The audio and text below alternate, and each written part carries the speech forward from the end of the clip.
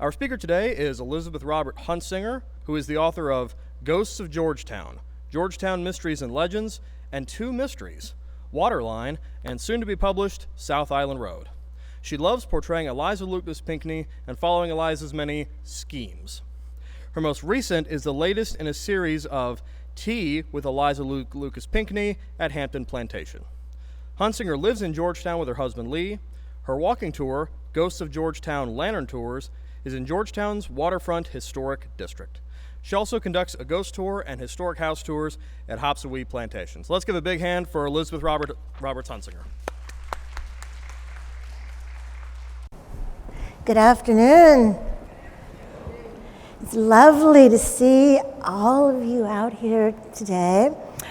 My name is Eliza Lucas Pinckney, and I am in the fourth month of my 68th year. And just 3 days ago, on May the 1st, one of the most amazing things that ever happened in my life occurred. George Washington was hosted by myself and my daughter. But that was recent, just days ago. We're going back in time. Long ago to when I was a little child on the island of Antigua. I was a third, some say fourth generation Antiguan. We were far across the ocean from home. Home being Britain, England, London. I'd never been there, but I grew up knowing that was home. It was way, way across the ocean.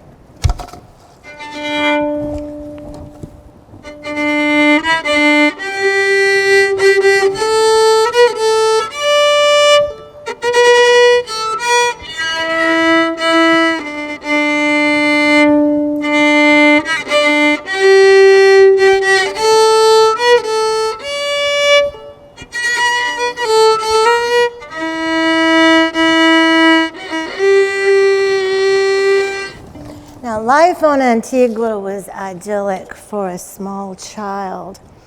My grandfather had lived there, my father lived there, my mother, my two brothers. There were just the three of us at that time. Antigua had long been settled by the British for sugar. Growing sugar cane and the enslaved people who worked the fields and made the sugar cane, the molasses, everything you can create out of sugar. That was what happened on Antigua. And of course, this was an island, a British island. Most of, in the last 3 generations, most of the trees on Antigua had been used to make barrels to ship molasses and sugar over to Britain.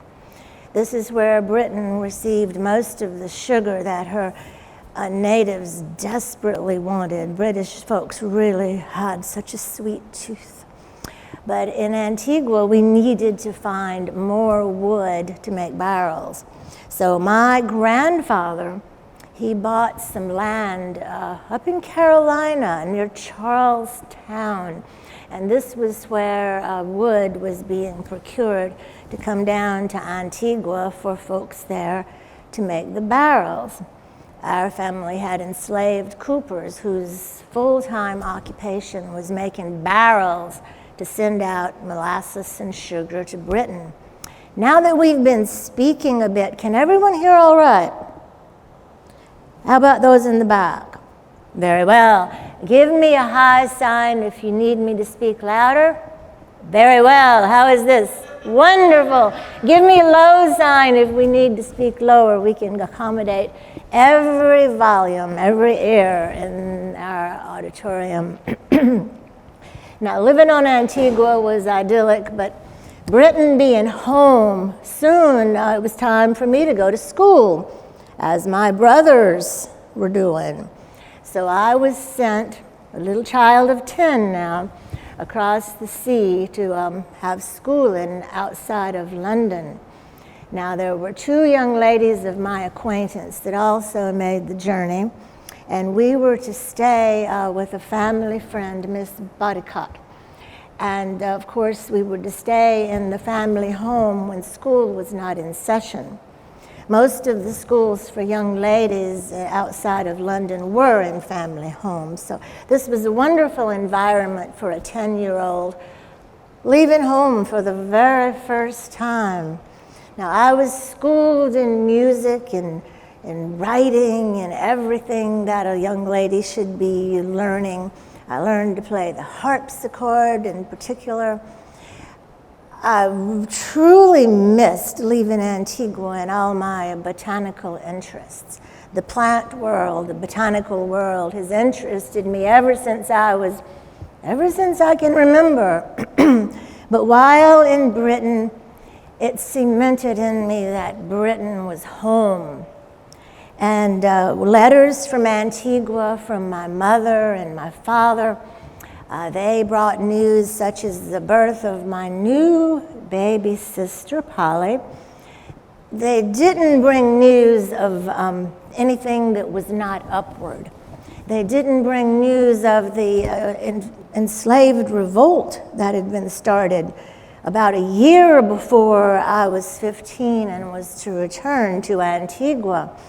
One of the enslaved of my father, he considered him his right-hand man, he was accused of being in the revolt. The slave revolt frightened my parents desperately. Supposedly, the plan had been for all of the enslaved owners to be killed. Well, the slave revolt didn't come to fruition. It was very complicated, but it didn't happen in entirety. But it frightened my parents so much that after I returned home from Antigua at 15, and my father, well, the commission he had bought in the British Army and the one he bought after that, they were very expensive. And his holdings, some of them were where his creditors were asking him for payments he did not have. So with that and the slave revolt and the properties up in Carolina, he decided that he and my mother and me, newly arrived from Britain, only having been back in Antigua for less than a year, and my new little sister Polly, who was walking around, that we should move up to Carolina. Well, this was a very fine move to me. As much as I loved Antigua, I had loved home, Britain, really even more. And Charlestown was said to be equal to Britain in its worldliness and luxuries, and truly it was. Coming into the harbor was an amazing thing. Charleston Harbor had ships from all over the world. I began to see ladies who were equal to some of the grand ladies I had seen in London. Now, ladies, of course, generally carry most of their possessions in a reticule. You should be able to have everything you need in a reticule. But if you cannot, then you must carry a haversack. And the haversack would have the rest of your things that you might need. Now, Charlestown was where my father and my mother and Polly and I stayed for some time. And we were being welcomed into the city. We met very interesting people. Charles Pinckney and his wife Elizabeth were two of those who truly took us to their bosoms and showed us the grand city. But soon it was time to head up to my papa's plantations. Wapu was one. Nearby was Garden Hill. Wapu was where we were to live. Now, I took to this like I had been there before. This was a botanical dream. The earth around Charlestown was very warm and fertile. The air was humid. It was ripe for anything plant-like, even tropical, to grow. And my father took me up to our Waccamaw plantation. Now, by the time he did that, which was up near Georgetown, He had found out the unsettling news that he was to return to Antigua without his family. Well, because of his commission that he had bought in the British Army, this was his own doing, you know, he had to now, because of war, anytime Britain was at war with another country, he would of course be involved, and so he was. He took me up to Waccamaw so that I might meet the overseer, so that I would be able to manage that plantation in his absence. And so I did, and Garden Hill as well. But living at Wapu, that was where I began my schemes. Now, we were growing rice there. Rice was a staple in the low country, in the lowlands. And the lowlands were former swamps. And how is the volume back there? Very well, excellent, wonderful. The rice, of course, needed to be supplemented. It was possible that too many people might begin to grow rice, which indeed decades later they did. But my father wanted us to spread our resources so that we would have another crop, which was very lucrative, so that he might get his finances out of what we might call foreclosure, or close to it. He asked me to experiment with the many seeds he began sending me from Antigua. Now, one thing that was a staple in Antigua for folks to eat, enslaved as well as some of the owners' class, was cassava. Now, cassava has a root which can be skinned and eaten, boiled, fried, cooked. Pepper pot in Antigua is one of the favorite recipes made from the cassava. Now, the cassava also has leaves which are like greens, such as maybe like turnip greens. That's not a very good example, but both parts of the plant could be used. And Papa, my father, wanted me to see if we could grow cassava in Carolina. It wasn't as successful as he wanted it to be. It was truly a tropical plant. Ginger, we tried ginger as well. Ginger was tropical. We did our best. Anything botanical, remember, I loved the botanical world. We also tried cotton. Now, this was very successful. And we also tried hemp. We tried alfalfa. Eventually, I planted an oak grove. Now, oak trees do take a long time to grow, but in our family, we've thought of the generations to come. This was almost as important in our minds as the present generation, what we would be leaving behind for those to come. And Britain, of course, was building more ships. They were gearing up to be in the greatest naval power in the world. It hadn't happened yet, but they were needing more and more ships. They were needing oak, Carolina oak, particularly the live oaks with the long, curved limbs. They were fine for the ribs of the ship. And the oaks I planted, I was hoping one day would be sailing on the ocean. My father sent seeds of indigo, Indigofera tinctoria. Now, sometimes you'll hear it tinctatoria. British folks in particular, add an extra syllable. But tinctoria, Indigofera. This was the kind of seed he sent me that I was the most excited about. France, their islands throughout the New World, that was where most of the indigo in the world was coming from. And there was a high price on this, and the French were very jealous of this. And I was hoping that perhaps in our Carolina colony, we could begin growing indigo and maybe get in on some of the lucrative amounts coming from that. It took me 3 years, but I finally had indigo dye cakes, dry cakes that could be sent over in a box to Britain. The first year that I worked on this, and that's starting when I was only 16, the crop did not do well. The frost took it. The next year, I had a good crop. The next year, my father hired from Montserrat an indigo expert. This was what he did for his living. And he came over and he was at great expense to my father, helped me making the dye out of the successful crop of indigo. But then he slyly, while feeling that he was being treacherous to France, his country, he put too much lime in the dye, and it caused it not to come out as well as it should have. Well, fortunately, I saw him do this, and the next time he was not there, and we had a perfectly wonderful dye.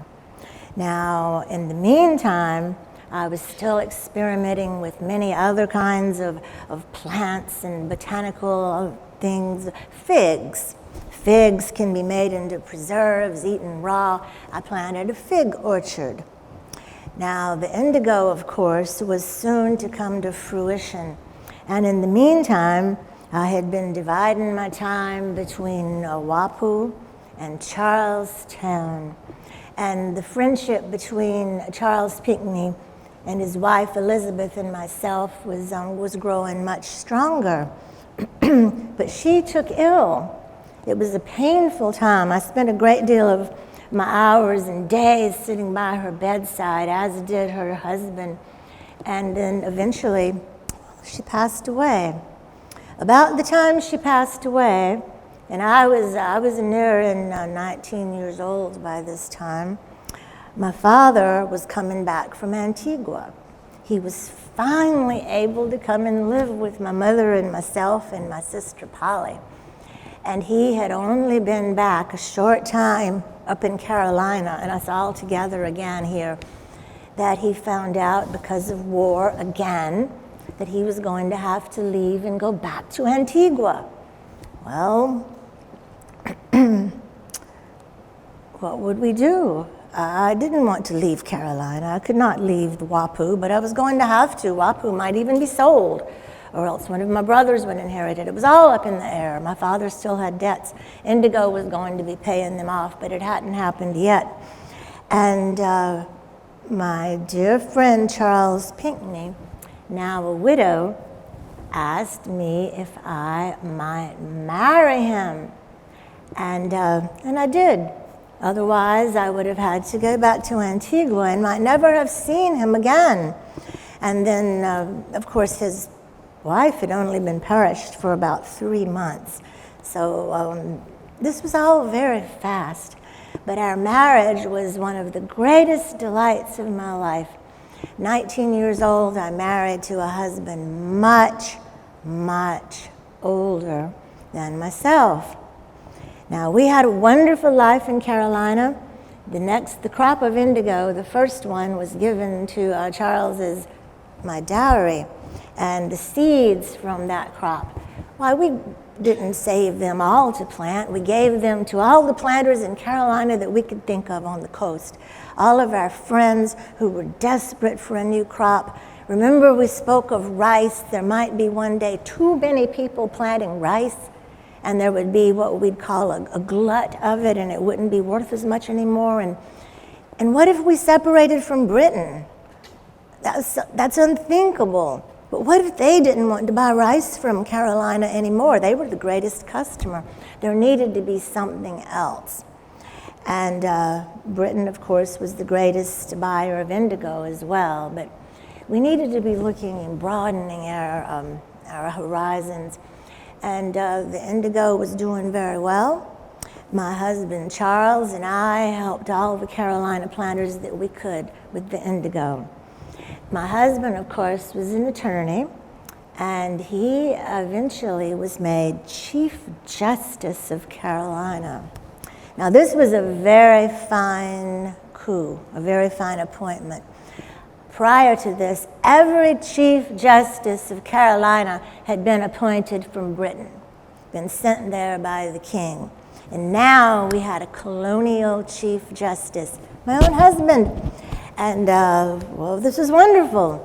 Well, unbeknownst to us, and my husband being happy being the Chief Justice and all of his friends and followers being happy about this, back in Britain, the king was very happy with the gentleman who had done something very improper. He had, as we might say, jumped the gun on a decision. And the king had one goal for this gentleman. It was to take him out of Britain. So he sent him to the Carolina colony to be Chief Justice. Well, my husband now was not Chief Justice. It was very disheartening. It was very embarrassing. And to his friends and followers, it was angering. They had finally had a local colonial Chief Justice, and he was being usurped by a British man. So my husband, he decided this would be a good time for us to move to Britain and get away from all this. There were other reasons as well. We had given birth to 4 children. 3 of them were now thriving children, boys, 2 boys and a girl. One had perished when he was but a wee thing. But the 2 boys we were going to put into school, and our young daughter, Harriet, she was needing some British schooling too. So our little family moved to Britain. It was time to go home again.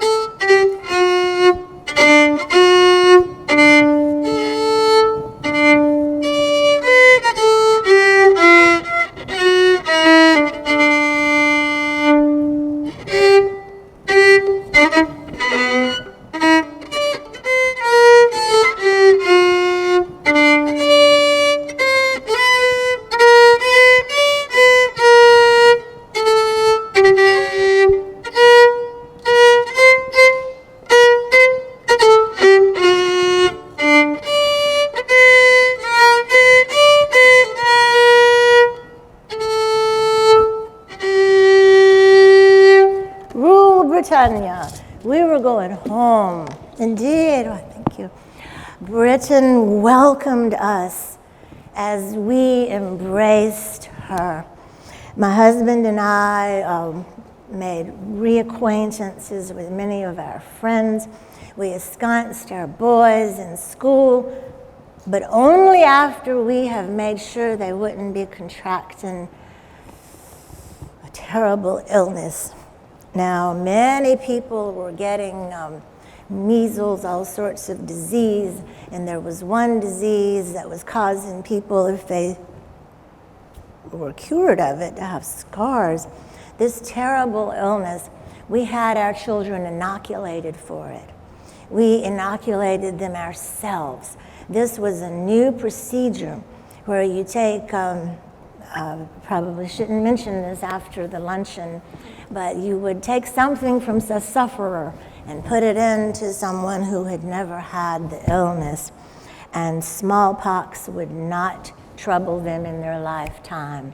Charles had had smallpox as a child, as had I. Our children had not. So we were able to inoculate them, and of course they needed to be isolated for a week, 10 days. They didn't become terribly sick. It was very rare for someone to contract smallpox in the full extent of it from being inoculated. But not being inoculated, there was a 20 to 30% chance that you might perish from it. Now our children were inoculated. Our little boys, Charles Cotsworth and Thomas, they were ensconced in school. Our little Harriet was being schooled as well. We were loath to put her in a boarding school as yet for her young age. And Charles and I were enjoying Britain. Now, we lived in different spots before we settled down to Ripley House. Charles bought us a house outside of London. Knowing my botanical love, he made sure that I had bell jars. I had everything that I could possibly want to grow the tropical plants that were being brought into the seaport on a regular basis from the ships heading all over the world, in the West Indies and Asia. And it was a beautiful, wonderful time in our lives. And the years sped by. We were entertained at the palace. We went to visit the princess. Now, prior to coming over to Britain, one of the things I was sad to leave in Carolina was my silk production. At my husband's plantation, Belmont, he had been cheering me on, championing my purchase of mulberry trees, my importation of silkworms, and I had been feeding the mulberry, well actually my enslaved people had been feeding the mulberry leaves to the silkworms and unspooling all the thread off the little silk cocoons. And we had made a great deal of silk thread. I brought this to Britain with me. We had it made into cloth, somewhat like this. And there were 3 dresses we had made in Britain from the silk cloth that had begun at my husband's plantation near Charleston, Belmont. We gave 1 dress to the princess. I gave 1 dress to another gentleman, and I kept 1 dress, and thank goodness I did. Now, we had to go back along to Carolina after 5 years. I would have been happy to live the rest of my life in Britain. Britain was home, remember. London was the center of the universe. And my husband, though, leaving his plantations in the care of his brother, had received the unhappy news, the terrifying news that his brother had had a paralysis that left him unable to take care of the plantations, Belmont, the others. They were not quite in rack and ruin, but my husband was desperate to see them and hopefully restore anything that had not been done. So after 5 years in Britain, we left our 2 boys, young Charles Cotsworth and Thomas, in the schools. Little boys, we left them, and little Harriet we took back over with us to Carolina. As soon as we were back in Carolina, my husband was eager to see his neglected plantations. Now, when we arrived back in Carolina, it was May of the year. May was the year that I'd gotten married. May seemed to be a catalyst in my life. May, we arrived back in Carolina, and my husband, Charles, was soon riding about into the swamplands of his plantations. Now, he seemed to have forgotten about the swarms of mosquitoes that go in those areas. He seemed to have forgotten that we had long been avoiding these areas in the late spring and early summer because we might take summer fever. And he was not only not avoiding these areas, he was practically bathing in them, having to see his neglected plantations and taking care of things and lingering long in places where many people would never spend more than a few minutes unless they absolutely had to. And soon, after about 3 weeks, and him not having truly recovered from our ocean trip, a quick ocean trip to Britain is about 25 days. It usually takes longer than that. And a person needs to recoup their health after this voyage, and he did not take the time for that. Well, Charles came down with country fever. Now, all of the tea in the world didn't seem to help him. Charles was desperately ill. Charles was a very sick man. 2 of our friends, the Motts, asked us to come from our townhouse in Charlestown, where we were back again after having rented it during our 5-year sojourn in Britain. They asked him to come across the water to Mount Pleasant, that the sea breezes where he should have been in the first place, might restore his health. Well, we did this. We stayed there. Most nights I was up with him in his fever, and I was as sick as he was. I was expecting him to survive. Later on, I was to find out that I was the only person that expected him to survive. The idea of him not was unthinkable. He did perish, and I went into a terrible decline. Our boys over in school in Britain, they had no idea that their father had perished, and I was loath to write them so. It was months before I could write them and tell them that their father was no more. Now, every letter I have ever written, I have made a copy of it in a letter book.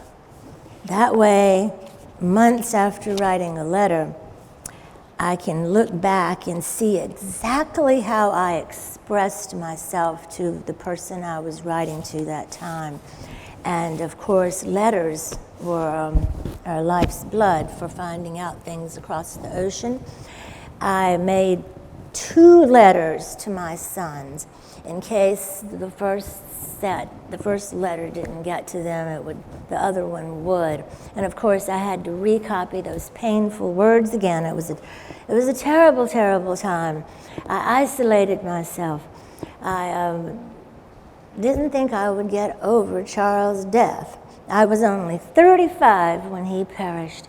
We had only been married about a decade and a half. And truly, I never married again.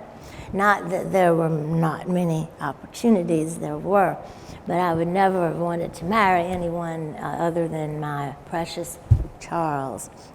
Now, my daughter Harriet, in the meantime, I had thrown myself into her education. She was but 10 years old when her father perished, and taking care of her and her future and her education was one of the glories of my life. And she made her debut into Charlestown society when she was 15 years old. The time for her to marry might be not many years forward. I had married myself when I was 19, and marriage had been presented to me for the past 3 years, and I had always put it away because I hadn't secured a relationship with Charles. And I thank God I waited. But Harriet seemed to prefer, perhaps like myself, older fellows. The fellows her age, she expressed in a letter to one of her friends, she felt like their attentions might be capricious. Perhaps they might feel one way one day and not feel that way the next. She felt that older fellows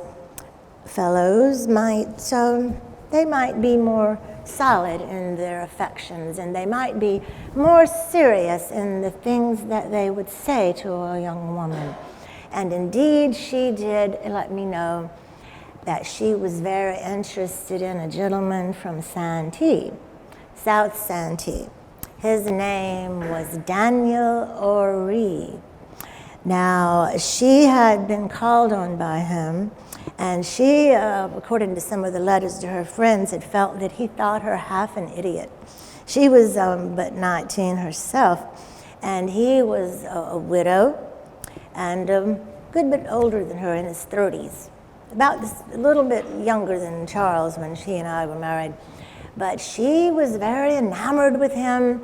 She sent letters to Santee via other folk, and they kept up a correspondence, and he asked me for her hand, and they were married, she at 19, and they went to live at Hampton on South Santee. But it wasn't called Hampton then, it was the Horry property. Daniel Horry, my new son-in-law, he had received this property from his father, who was a French Huguenot refugee. And he had bought this or inherited this property next to another French Huguenot refugee named Noah Saray. Noah had a daughter named Judith.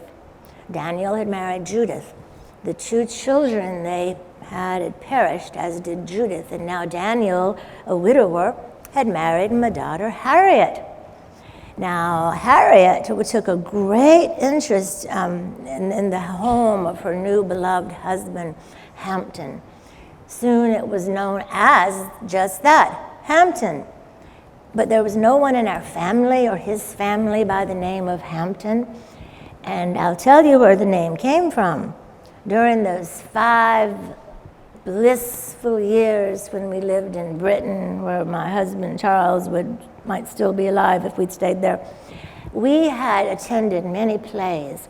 The actor David Garrick was a very good friend of ours, and every play that he attended, every time he was on the stage, I was in the seat in the theater. He had a house called Hampton on Thames,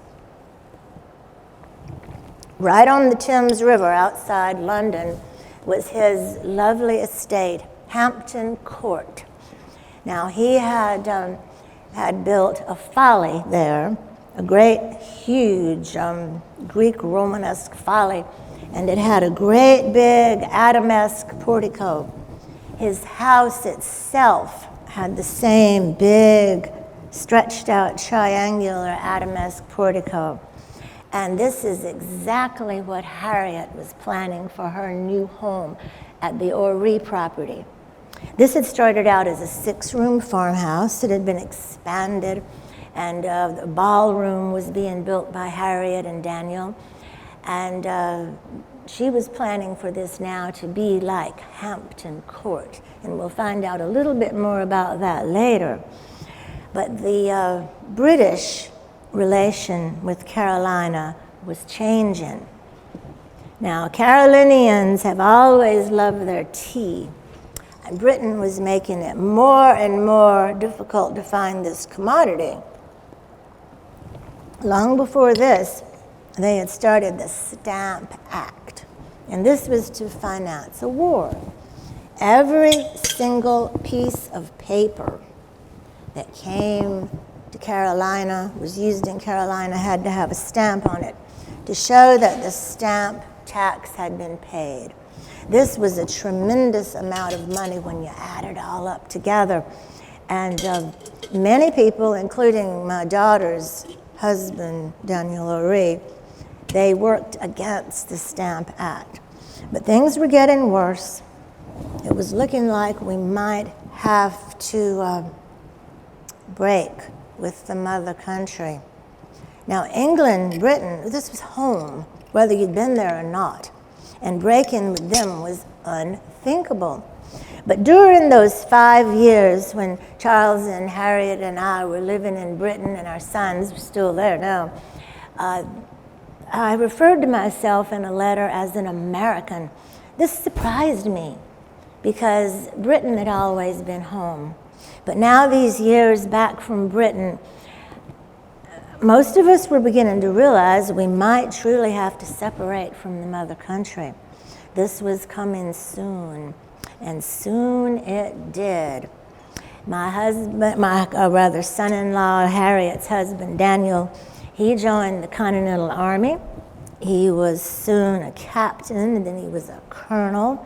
My sons, Charles Cotsworth and Thomas, and little George, if he had lived, would likely have done the same thing. My 2 sons, back from Britain, little boys when I had last seen them, now they were great, big, handsome, strapping men. They had been long attorneys, both of them, involved in the politics of Carolina, and now they were involved in trying to separate us from Britain so that we would be a free colony, a free country. And when the fighting came close and Charlestown was no longer a safe place to be, Harriet and me were staying at Hampton. It was way out in the country. It was never listed as the Horry property on any maps anymore. It was Hampton. We had at one point 23 ladies, extended family members, staying at Hampton because it was out of the way of the fighting. Now, my sons, my son-in-law, sometimes they would come by They would try to be clandestine about this because they didn't want to come face to face with the British out there in the country. But Harriet and I, with all the ladies sheltering with us, were at Hampton one particular evening entertaining the gentlemen, my son Thomas, her husband Charles, and the British came there suddenly. There was no prior warning that they would be into the house. My son Thomas was able to get away. He did not have to come face to face with them. But my son-in-law, Charles, or rather Daniel O'Ree, Harriet's husband, he was face to face with the British officers. And they told him outright, you can take protection from the British, sign a paper to that effect, or we will take you down to Charlestown in chains and put you in the dungeon of the old exchange building as a traitor. Well, my patriot son-in-law, he saw the great house, thought of all the ladies that were sheltering there. What do you think would have happened to the house had he not signed for protection with the British? It likely would not be there. Thankfully, the British did not burn any outbuildings. They ransacked the house, even though my son-in-law did sign to take protection from Britain. The poor fellow signed as the opposite of a patriot. This was a thing that many people were having to face in their lives during this time. He could have stayed a patriot on paper and been taken to Charlestown in chains, and the rest of us, all the ladies, would have likely been standing on the lawn of the house as it went up in smoke, with all the livestock dead. But instead, we were safe, the house was safe, and my son-in-law was now branded a loyalist. Well, the British, after this, they continued to make clandestine calls upon Hampton. And on one of these calls, I was fast asleep in my bed upstairs. My little granddaughter, one of my son's granddaughters, she was sleeping on a cot at the foot of my bed. And all of a sudden, the door burst open, and a young woman burst into the room. It was young Mary Mott. She was 15 years old, lovely young woman. She was the sister of one of my son's wives. She's beautiful, unmarried, and she cried out, Mrs. Pinckney, help me, the British are after me. Well, there was not a moment to waste. I pulled up the covers of my bed, which was of course not made, I'd just risen from it, and bid her get under the covers, and said, no man will dare bother you in here.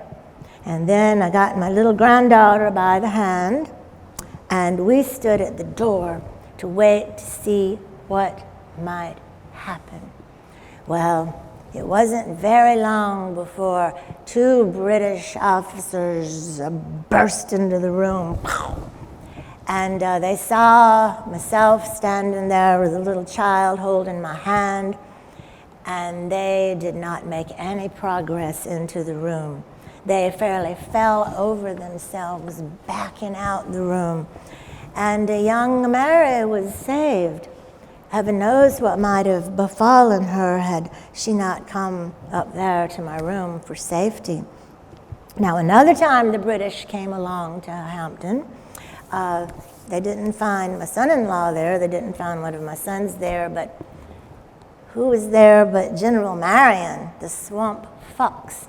He had come there on this very cold day so that he might have something to eat, get some supplies for his men who were down the road at Wamba, at his camp over on the South River. We were on a tributary at Hampton on the Wamba Creek, and he was just behind Wamba Bridge, his camp, where his men, his army of shopkeepers and farmers were clandestinely gathered, and he had come to get some supplies from Hampton, and we had offered to cook him a meal. Now, being desperately cold and desperately tired, as he waited for the meal to be cooked, he sat before the fire in the hall parlor. Now, the hall parlor is a little room between our entrance hall and our grand ballroom at Hampton. The hall parlor is where the harpsichord is. It's an intimate parlor that can be heated well. And he fell asleep sitting in an ebony Chippendale chair. And so deep was his sleep that he didn't hear the knocking at the door. But one of the ladies did. And one of us went to the door. Many people have taken this credit over the years, but it actually was my daughter Harriet. And she saw that it was one of the British officers. So she bade him wait just a moment. And she rushed into the hall parlor and shook General Marion. So he jumped up so fast that he broke the arm of that ebony Chippendale chair. And he dashed out through what has gone down in our family history as a secret passage. Now, in this hall parlor was a walk-through pantry that came out in the hall, which was going out to Wamba Creek. This hall also opens onto the cellar stair, from where you can also access and exit to Wamba Creek. We may never know which one the general took. I would have taken the cellar stair had it been myself. But he was gone like the swamp fox he was, and he was nowhere to be seen when the British started tramping about the house. They stole things. They took at least 2 books. One which was later found in a stall in London, in a book stall, and returned to Hampton. But they ransacked the house. They looked all over for General Marion, and they saw that the table was set for one. Now, this was a house full of women folk, and the table was set with silver and fine china for one person. It was rather obvious that someone was going to be dining there other than all the ladies who were in residence. But they never were able to prove it. And General Marion got away, and we had a new family story to tell. Now, the revolution finally had ended. It was a terrible time for all of us. My husband's estate, his plantation, Belmont, later on it was burned by some of the enslaved were doing some work and accidentally set it on fire. But during the revolution, it was not burned, but it was ransacked. I never could bring myself to live there again, even though it belonged to one of my sons. It would have been one of my residences. The library of my husband, portraits that we had of family members, many precious things, they were ransacked of Belmont. And the oak trees that my husband, Charles, had planted with his own hands, they were cut down for wood for the king's men. This was tragic in my mind.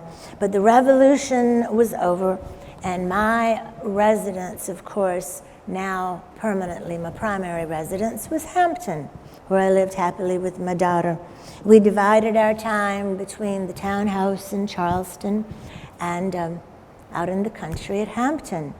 My daughter Harriet was busy writing down every recipe that she cooked or supervised her enslaved cooking, and she was known far and wide as a wonderful hostess. And when we found out in 1791, early this year, that President Washington was going to be making a formal tour of the southern states, which he had never done as president before, he would be going down the Boston to Charleston Road, going right through Georgetown, and then down past Hampton on his way to Charleston. What wasn't Charlestown anymore, it was Charlestown. And he should stop at Hampton. My daughter Harriet, post haste, wrote him an invitation that he must come to breakfast. Of course, she couldn't bring herself to think he might come to a fine ball or evening entertainment at our house. She modestly asked him for breakfast. He would be traveling from Georgetown to Charlestown, of course, Charlestown, and he could stop at Hampton for breakfast. It would be most advantageous for him and his entourage of 23 people. Now, President Washington, as the day approached late in April, he stayed at the plantation of the Alstons, way up above Georgetown, the Oaks. He went with his entourage by barge to Georgetown. The last night of April, actually, he addressed the meeting of the Masons in Georgetown, and they kept the apron that he wore.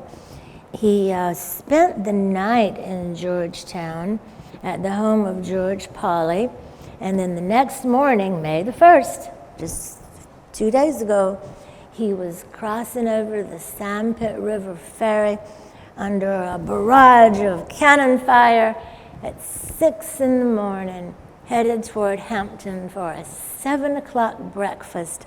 And the poor fellow, General Washington, now that we must call him President Washington, we thought we might be calling him King, but President it was. He realized he would not be arriving at Hampton for a 7 o'clock breakfast. He had a letter dictated that it would be closer to 11 o'clock. And in his own writing, he wrote at the bottom, "Please give this man from some grog," because he knew his rider would rush post-haste to let Harriet know that the breakfast would be delayed. And so 11 o'clock it was to be. When 11 o'clock was drawing near, Harriet and myself and her little daughter Harriet and 2 other granddaughters, we were all standing holding hands on the front piazza of Hampton. Now, many people wonder if the grand portico of Hampton was built for President Washington's visit. It was completed before President Washington's visit, but my daughter had been planning it ever since the advent of her marriage to Daniel. But by 1791, May 1st, all of the work was done, and President Washington was approaching with his entourage of 23 down the avenue of Hampton toward the front of the house, which now did not face the creek, the river, as it had long done. Knowing that President Washington would be approaching Hampton by land, Harriet wanted to make sure the house front faced the road. We have been hearing many stories about President Washington having granite pulverized and having it sprinkled over his white horses so that they would glisten. We were in delight waiting for him to arrive, and it was a true delight. He was not riding in his carriage. He had alighted from the carriage to approach Hampton on his large white horse, as he generally did when he was approaching somewhere. And he came up onto the piazza of Hampton and strode across the pine floors into the grand ballroom with, remember, his entourage of 23 people. And we had extended family members there too, some of my daughter-in-laws and other lady folk. And we hosted President Washington and company to a fine, fine breakfast. Prior to the visit, Harriet and I had sashes made and painted them with pictures of President Washington and other colonial embellishments so that he would be delighted when he saw them. And indeed he was. And he had a wonderful breakfast. And afterwards, my daughter Harriet was asking him about something she and I had been pondering. The oak tree that was now squarely in front of the front piazza. Now, this had been the back of the house for a long, long time. It was where my daughter Harriet's husband, Daniel, had long ago had a racetrack. Many of the men of Santee, when they're not going to races in Charlestown, they would race at his racetrack at the back of the house. And Harriet was showing him this and showing him that tree squarely in front of the piazza. She was very proud of her lawn. It looked like an English lawn, and it was centered by this tree. And she asked President Washington, did he not think the tree ought to be removed? There had been no time to remove it properly before his arrival. It was too great an undertaking. But after he left, she was thinking she might do this and asked his opinion. And do you know, the president said, let the tree stand. And stand it did. And grow it still does. Now, for this wonderful hosting of President Washington, my daughter Harriet wore one of the silk dresses that I had long ago had made from the silk cocoons, the thread, the cloth made in Britain. It was a beautiful printed dress of salmon-colored silk, beautiful embellishments all over it. I had worn it happily at the court of the princess, and now Harriet was wearing it to greet President Washington. Now, this dress had ruching on it. Ruching is something like ruffles, and on most of the dresses of the time that those were made, they had a sack back, which was something flowing down the back, and they had ruching. Ruching is something that's not hemmed. Ruching is made by stamping out the fabric in little scallops and then gathering all these and embellishing the dress with them. The dress I have for you today, this was one of the dresses we made after coming back from Britain. This was one of the later dresses. It does not have the ruching.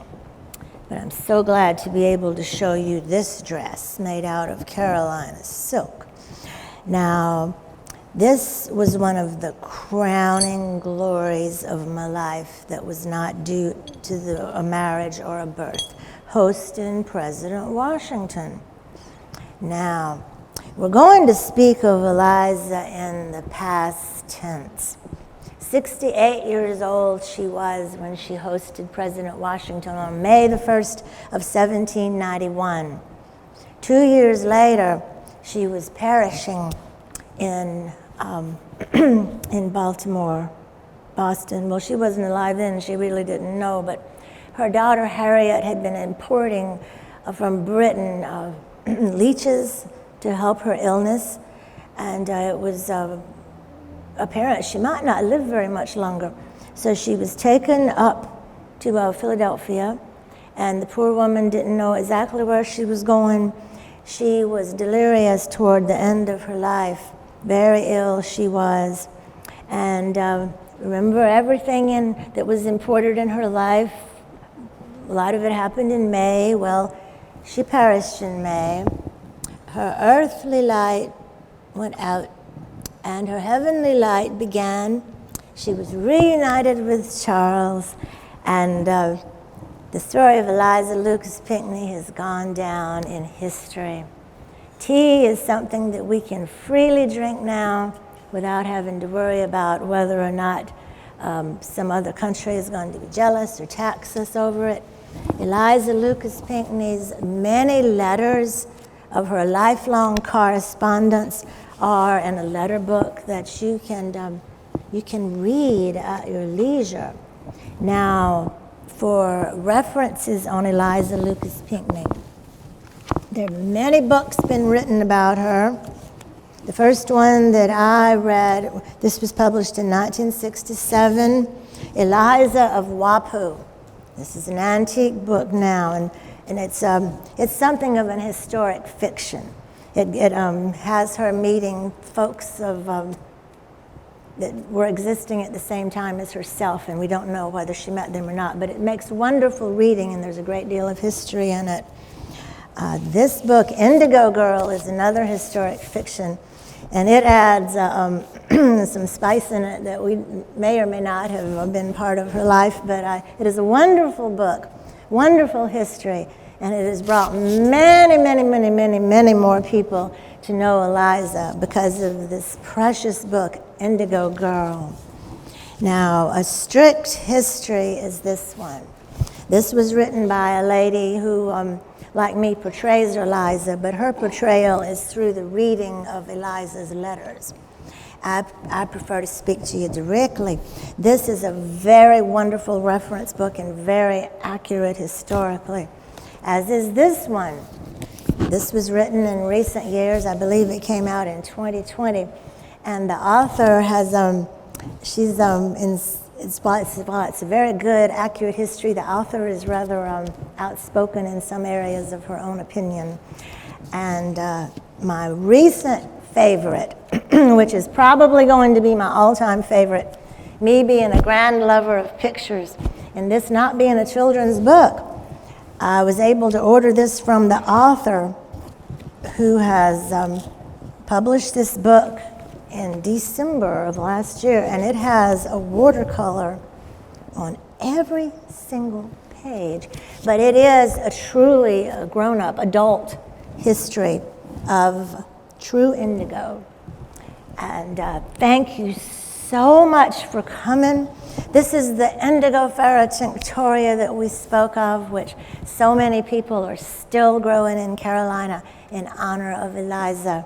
Oh, I did want to show you some other books. I'm a writer as well, and I've published Ghosts of Georgetown, Georgetown Mysteries and Legends, and Waterline, which is a fiction.